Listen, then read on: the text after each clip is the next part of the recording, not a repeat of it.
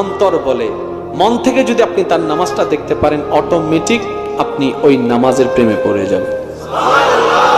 নামাজের স্ট্রাকচারটা এত সুন্দর, বান্দা যখন দাঁড়ায় থাকে একটু দূর থেকে দেখবেন, লড়ে না, সরে না, গুতাইলো লড়ে না, ধাক্কাইলো লড়ে না, সাদা একটা কাপড় পরিধান করাই দিল। এবার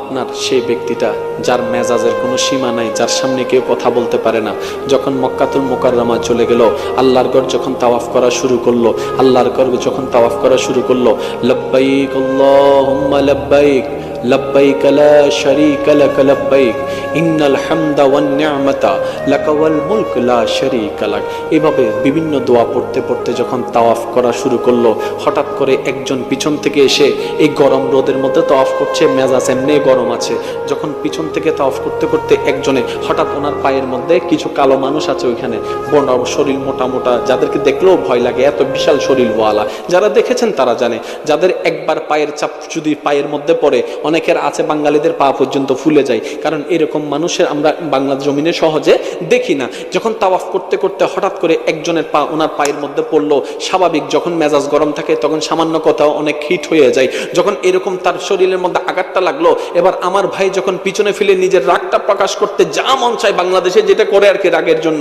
যা মন চায় তা বলার জন্য প্রস্তুত নিল, হঠাৎ করে পিছন থেকে হুজুরে মুকাররম ওনাকে হাত ধরে ফেললেন, বললেন ভাই শান্ত হন, আপনি এখন এহরাম অবস্থায় আছেন, আপনি এখন এহরাম অবস্থা, সুবহানাল্লাহ বলেন না, আপনি এখন এহরাম